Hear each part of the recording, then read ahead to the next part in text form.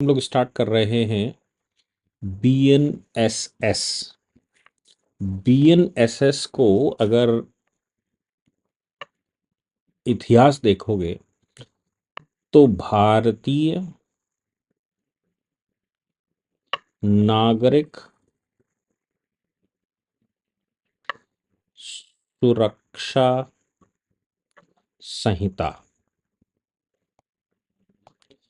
2023।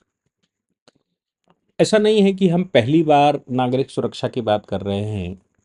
सबसे पहले 1898 में 1980 1898 में हमने पहली सीआरपीसी बनाई थी। सीआरपीसी हमने मतलब जब इंग्लिश शासन हुआ करता था, और इंग्लिश शासन के दौरान खास बात ये थी कि हमारे यहाँ कभी इस तरह के प्रोसीजरल मैकेनिज्म होते नहीं थे। और प्रोसीजरल मैकेनिज्म क्यों हो? जब पीनल लॉ ही नहीं होता था खुलकर, तो ये क्यों होता क्या था? मनु संहिता थी। मनु संहिता के अनुसार हमें पीनल एक्शन लेना होता था, या फिर याज्ञवल्क्य संहिता, याज्ञवल्क्य संहिता थी, नारद संहिता थी, इनके अनुसार हमको एक्शन लेना होता था। और खास तौर से हम भारतीय दर्शन पढ़ाया करते थे। भारतीय दर्शन से तात्पर्य सिर्फ इतना है कि व्यक्ति की यात्रा क्या है, संसार की यात्रा क्या है, परमात्मा की यात्रा क्या है। तो परमात्मा से सृजन होकर जब आत्मा पर हम आते हैं, तो हम कहते हैं कि भाई हमारे शास्त्रों के अनुसार कि परमात्मा ने अपने लिए ये सृष्टि बनाई, उसने अपने लिए ये लोक बनाए। परमात्मा का जब थोड़ा सा हलचल हुई तो आकाश में हलचल की वजह से वायु बनी, वायु की हलचल की वजह से तेज बना, तेज के रिएक्शन से जल बना, और जल के रिएक्शन से पृथ्वी बनी। हम पंचभूतों की बात करते आए और हमेशा से ये कहते आए कि आप धरती पर इसलिए जन्म लिए हैं, क्योंकि आपको अपने पूर्व जन्मों के प्रारब्ध को काटना है। और जो हो रहा है वो होना तय है। आप कुछ भी कर रहे हो, लेकिन जो हो रहा है वो होना तय है। क्योंकि पिछले जन्मों का जो तुमने पाप या पुण्य किया है वो आपके साथ होगा, लेकिन इस जन्म में जो कर रहे हो वही अगले जन्म का प्रारब्ध लिखेगा या मोक्ष लिखेगा। जब ये परिस्थिति हो तो कोई व्यक्ति का मतलब हम कहते हैं एनीबॉडी, किसी भी व्यक्ति को हम ड्यूटी सिखाएंगे। और अगर हमको ड्यूटी सीख ली है, हम जानते हैं ड्यूटी क्या होती है और राइट नहीं है, दो ही फिलॉसफियां हैं, या तो हम कहें कि राइट और या हम कहें ड्यूटी। जब आप कहोगे कि मेरा राइट है तो राइट विवाद लेकर आता है, और जब हम कहेंगे मेरी ड्यूटी है तो ड्यूटी शांति लेकर आती है। जब हम सब ड्यूटियों के तहत बंधे हुए हैं, पुरुषार्थ करने के लिए बाध्य हैं, वर्ण आश्रम को मानने वाले हैं, और मृत्यु के बाद परिणाम की आशा करते हैं, आज किया उसकी परिणाम की आशा आज नहीं है। So how can you say that any one may be of criminal mind? कोई भी व्यक्ति क्रिमिनल माइंड का हो नहीं सकता। और अगर कोई व्यक्ति क्रिमिनल माइंड का हो नहीं सकता तो आप समझ लीजिए कि फिर हमें क्यों चाहिए थी आईपीसी जो आज का बीएनएस है, हमें क्यों चाहिए थी एविडेंस जो आज का भारतीय साक्ष्य अधिनियम है, और इनको पोषित करने के लिए हमें क्यों चाहिए थी सीआरपीसी जो आज का बीएनएसएस है। अच्छा, ये कैसे सुनिश्चित होगा? इसके लिए जो एजुकेशन प्रणाली थी भारत में 1836 तक, 1836 तक भारत में सिर्फ आत्मा की यात्रा और इस चराचर जगत में मेरे कर्तव्य क्या हैं, मेरे जन्म लेने के बाद कर्तव्य क्या हैं, मृत्यु तक मेरे कर्तव्य क्या हैं, यही एजुकेशन थी। अब इस एजुकेशन को पूर्ण करने में भगवान राम 9 वर्ष की आयु में कंप्लीट कर लिया, भगवान श्री कृष्ण ने 11-12 साल की आयु में कंप्लीट कर लिया, और इनको कंठस्थ करवाया जाता था। इसी को वेद वांग्मय कहा जाता था, बाद में इनको इकट्ठा करके लिख दिया गया। तो आप सोचो, जब ऐसी परंपरा हो तो किससे युद्ध होगा, किससे लड़ाई होगी? कोई दूसरे की प्रॉपर्टी क्यों कब्जा करेगा? क्योंकि उसको मालूम है कि मैं तो यहां खुद ही प्रारब्ध काटने के लिए आया हूं। कोई किसी से झगड़ा क्यों करेगा, जब उसको मालूम है कि मेरी सिर्फ ड्यूटी बनती है, और जो सामने से रिएक्शन है वो रिएक्शन मेरी यात्रा है। मुझे मेरे पिछले जन्म के कुछ कर्मों की अच्छाई या भलाई की वजह से इस जन्म में ये ऐसा मेरे साथ हो रहा है। कोई मेरे साथ जो रिएक्शन कर रहा है, कोई मेरे साथ जो एक्सीडेंट कर रहा है, कोई मुझे मार रहा है, कोई मुझे गालियां दे रहा है या मेरे से झगड़ा कर रहा है, ये सब कुछ मेरे प्रारब्ध का हिस्सा है। और याद रखेंगे, ब्रह्म सूत्र ये कहता है कि प्रारब्ध को भोगना ही उद्देश्य है। आप प्रारब्ध को भोग लेंगे तो मोक्ष की तरफ आगे बढ़ेंगे, और जब तक प्रारब्ध को भोगेंगे नहीं तब तक आप बारंबार जन्म लेते रहेंगे। और प्रारब्ध भोगने के लिए आप आए हैं, और फिर नया प्रारब्ध लिखेंगे, कुछ गलतियां करके, कुछ झगड़े करके, कुछ नया करके, कुछ बेईमानी करके, कुछ लूट करके, कुछ लपेट करके। जो भी नया करेंगे वो नया प्रारब्ध हमारा लिखेगा। इसका मतलब यह हो गया कि अभी फिर से हमको जन्म अपना प्रारब्ध काटने के लिए होगा। इस टेक्नोलॉजी, इस फिलॉसफी को अगर ध्यान में रखा जाएगा तो नो क्राइम। इसलिए भारत में इतिहास अगर कहता है, हिस्ट्री कह रही है कि भारत में क्राइम नाम की कोई चीज है नहीं। क्या है? विवाद। विवाद, विवाद भी शब्द बाद में आया। वाद, वाद का मतलब होता था दो लोगों में कंफ्यूजन है कि किसकी ड्यूटी बनती है। So to clear the confusion we have to file the case. मेरा भी दायित्व है, आपका भी दायित्व है, आपका भी दायित्व है, सबका दायित्व है। तो इस पार्टिकुलर सब्जेक्ट पर कौन करे, कैसे हो, इस वजह से हमारे पास एक वाद पैदा होता है, एक केस पैदा होता है, आज के शब्दों में कहें। और इस पर वी हैव टू प्रोवाइड और सबमिट ऑल रेलिवेंट डॉक्यूमेंट्स।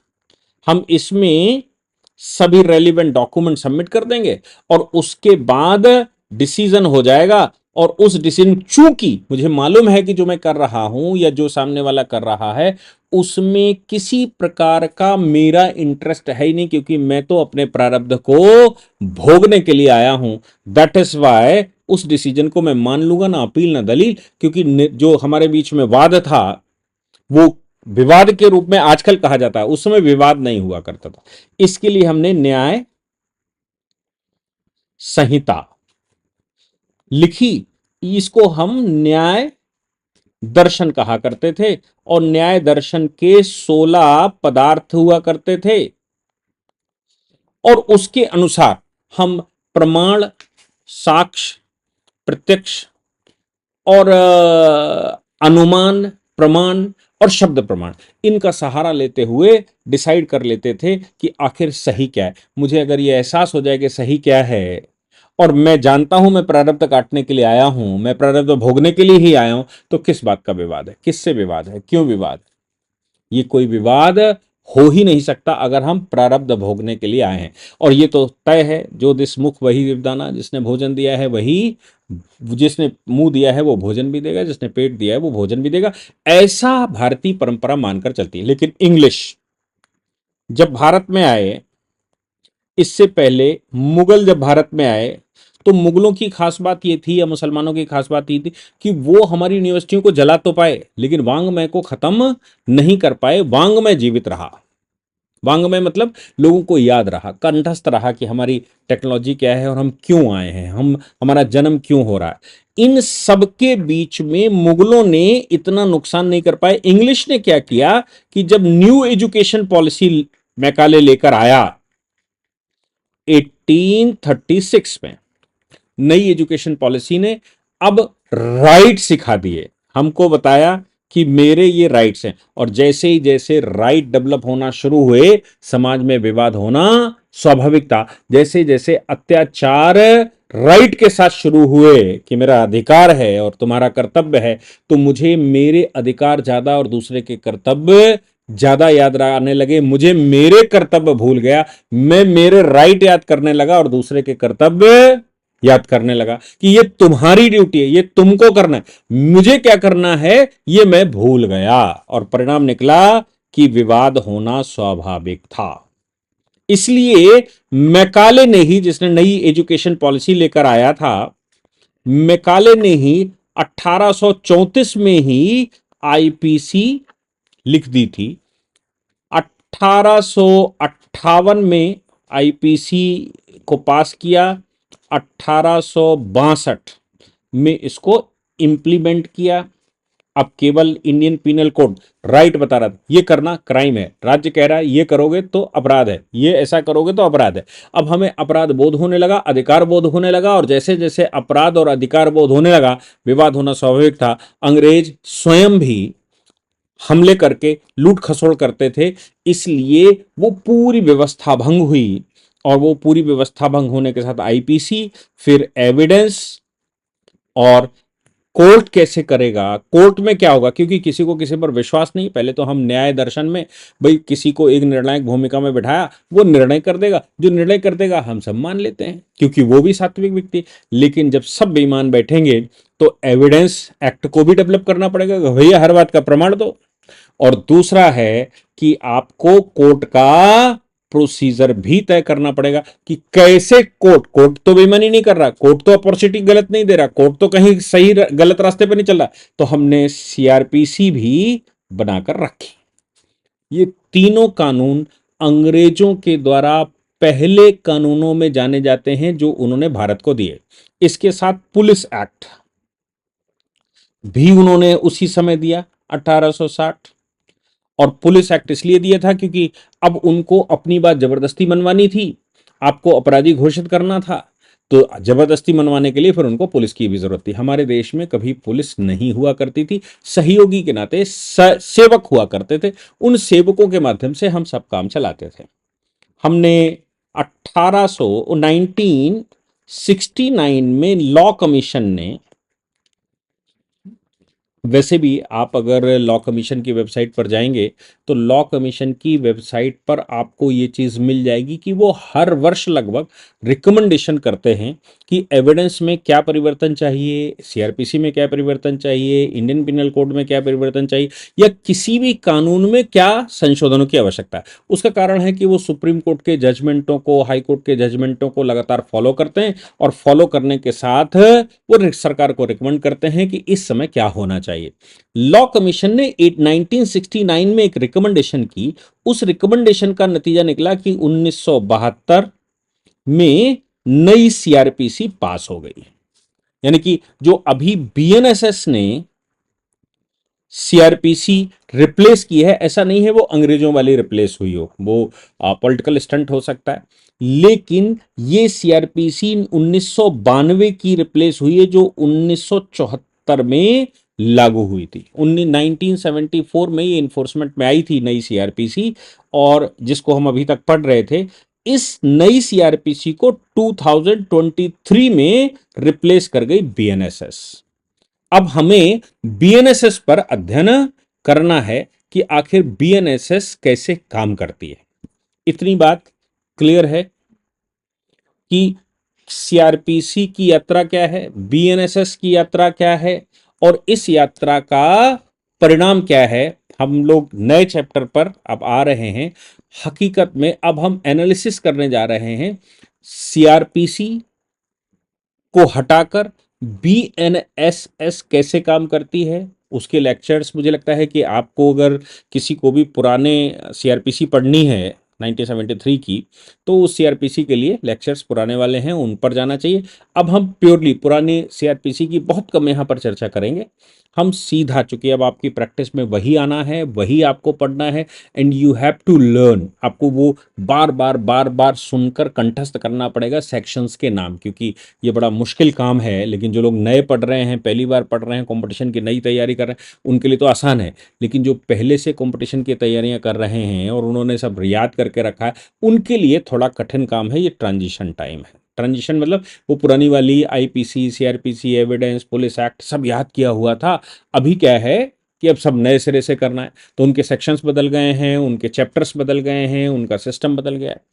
कोशिश करेंगे कि हम नई बीएनएसएस जो आई 2023 की है, नई बीएनएस को ही कंठस्थ करें, उसके ही प्रावधानों को पढ़ें। सीआरपीसी पुरानी वाली न छुएं तो अच्छा होगा, लेकिन पुराना वाला बेयर एक्ट आपको बाद में कंपेयर करें तो अच्छा होगा। अगर पहले वो याद करी और इसको कंपेयर किया तो फिर वही कंफ्यूज हो जाएंगे। इसको याद कर लीजिए कि भाई ये है, इसको मानकर चलिए कि हम सीआरपीसी नहीं पढ़ रहे, हम आईपीसी नहीं पढ़ रहे, हम एविडेंस नहीं पढ़ रहे, हम नए सिरे से नया कानून पास हुआ है, बीएनएसएस, भारतीय नागरिक सुरक्षा संहिता। हम भारतीय नागरिक सुरक्षा संहिता पढ़ रहे हैं। अगर आपने ये एहसास किया कि हम भारतीय सुरक्षा संहिता पढ़ रहे हैं, नागरिक सुरक्षा संहिता, तो फिर आसानी से इसको कर पाएंगे। और अगर सीआरपीसी से कंपेयर करना शुरू किया तो बहुत कठिन होने वाला है। हालांकि अभी 1 डेढ़ साल 2 साल ट्रांजिशन में दोनों की धाराएं वो पूछेगा, और अब तो कंपटीशन ही मुझे लगता है इस बात का 1 2 साल चलेगा कि सीआरपीसी की ये धारा अब नई धारा कौन सी होगी, सीआरपीसी की इस धारा में ये था अब नई धारा में क्या परिवर्तन हो गया, सीआरपीसी का चैप्टर ये वाला था अब बीएनएसएस में चैप्टर कौन सा हो गया, सीआरपीसी के तहत ये प्रावधान था अब इसमें क्या परिवर्तन कर दिया, इसमें क्या संशोधन कर दिया। अभी 1 2 साल प्री में तो एटलीस्ट वही आने वाला है, मेंस वैसे ही चलेगा, नई धाराओं के साथ चलेगा। इसलिए मुझे लगता है कि नया जब हम शुरू करें तो नए के साथ शुरू करें।